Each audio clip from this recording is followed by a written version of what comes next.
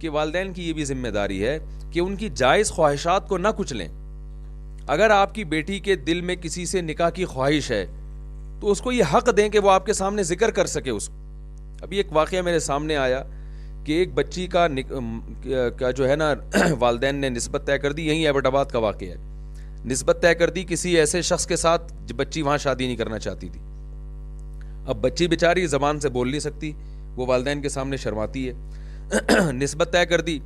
اب بچی نکاح کو ڈیلے پہ ڈیلے کرتی جا رہی ہے. وہ تو اس لیے کر رہی ہے کہ اس کا وہاں مائنڈ ہی نہیں ہے, اور والدین جو ہے وہ بھی ڈیلے کر رہے ہیں کہ چلو آج نہیں کل. کئی سال ڈیلے کرتے کرتے نتیجہ کیا نکلا کہ وہ جس کو پسند کرتی تھی اس کے ساتھ بھاگ گئی. پھر میں نہیں کہتا کہ بچی نے اچھا کام کیا, لیکن والدین نے بھی تو کوئی اچھا کام نہیں کیا نا. جب اللہ اس کے رسول صلی اللہ علیہ وسلم کا حکم ہے کہ بچی کی شادی اس کی مرضی کے خلاف نہیں ہو سکتی, تو زبردستی والدین پھر اپنی رائے اس پر کیوں مسلط کر رہے ہیں, اس کا خیال کیوں نہیں کر رہے؟ تو حیا اور شرم اس حد تک ہے جہاں تک شریعت نے ہمیں اجازت دی ہے, اس سے زیادہ پھر حیا کی بھی کچھ حدود ہیں. تو والدین کی یہ ذمہ داری ہے کہ بیٹی اگر کہیں نکاح کرنا چاہتی ہے, کسی کو پسند کر رہی ہے, چاہے اسکول میں یا کہیں بھی, تو اس کو یہ حق دیں کہ وہ پہلے والدین اس کو بتا دیں کہ بیٹا تمہارے دل میں اگر کوئی آتا ہے, تمہیں کوئی پسند آتا ہے, ماں کو چاہیے بیٹی کو بتا دے, تو ہم سے مت شرمانا, ہمیں آرام سے بتا دینا. اگر وہ انسان کا بچہ ہوگا معذرت کے ساتھ, یعنی اگر کوئی شریف آدمی ہوگا, تو ہم خود تمہارا پیغام لے کے وہاں چلے جائیں گے, ہم تم خود, لیکن ہم پرکھیں گے, کیونکہ بچیاں ناسمجھ ہوتی ہیں. ایسا نہ ہو کہ کوئی چرسی ہو, ہیروئنچی ہو, اور کوئی بھی ایسا ہی کوئی کرپٹ آدمی ہو. پسند کرنے پر تو گورنمنٹ کی طرف سے کوئی پابندی نہیں ہے نا, کوئی بھی کسی کو پسند کر سکتا ہے. تو ہمیں بتا دینا, ہم دیکھیں گے, اگر وہ واقعی کچھ شرافت نظر آئی تو انشاءاللہ ہم خود تمہاری شادی وہاں کریں گے. یہ والدین کا فرض ہے کہ وہ اپنی بچیوں کو پہلے بتا دیں, تاکہ ان کو برائی کی طرف, بوائے فرینڈ اور یہ گرل فرینڈ کے کلچر کو پروموٹ نہ کریں. نکاح کو پروموٹ کرنا چاہیے, نکاح کو ترقی دینی چاہیے. اپنے بیٹوں کو بھی بتا دیں کہ بیٹا اگر تمہارے دل میں کسی لڑکی کی محبت آتی ہے, تمہیں کوئی پسند آتی ہے, تو دوستیاں لگانے کی کوشش, بول لینا بھائی, یا تو مرد بیٹھے ہوئے تو اب انہی سے بلوا سکتا ہوں, خواتین تو پردے میں ہے نا, تو آپ ہی ان کے نمائندہ بن کے, میری تو عادت ہے بلواتا ہوں میں. آج تو چونکہ سامنے جن سے پر بیان ہو رہا ہے وہ ہے نہیں, تو بلوا نہیں پا رہا میں, تو بڑی مشکل سے ضبط کر کے بیان کر رہا ہوں میں. تو بیٹا اگر کوئی اللہ نہ کرے تو نہیں کہہ سکتے اس میں, کبھی نہ کبھی تو اللہ کرے گا ٹھیک ہے نا, کوئی نہ کوئی تو پسند آئے گا.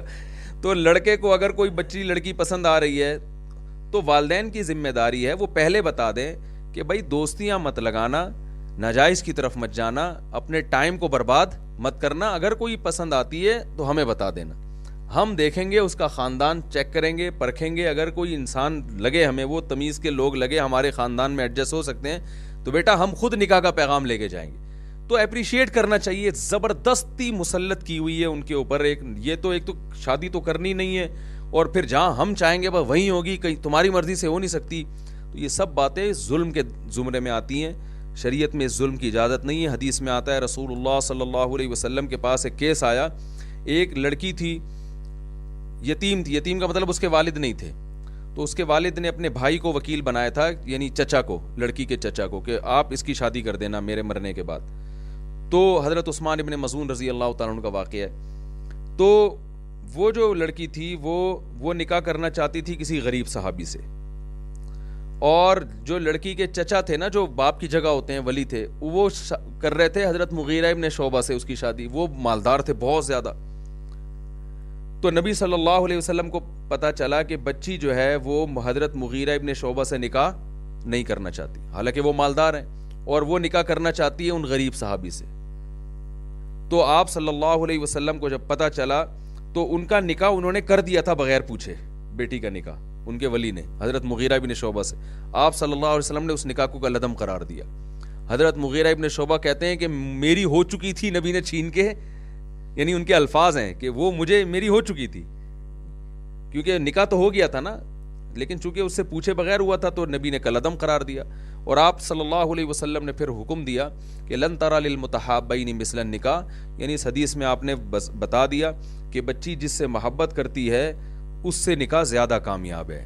تو یہ زیادہ آپس یعنی کامیاب جو ہے وہ, اس میں کامیابی کا امکان زیادہ ہے. تو ماں باپ زبردستی مسلط کر کے بیٹیوں کو بھی باغی بنا رہے ہوتے ہیں, بیٹوں کو بھی باغی بنا رہے ہوتے ہیں,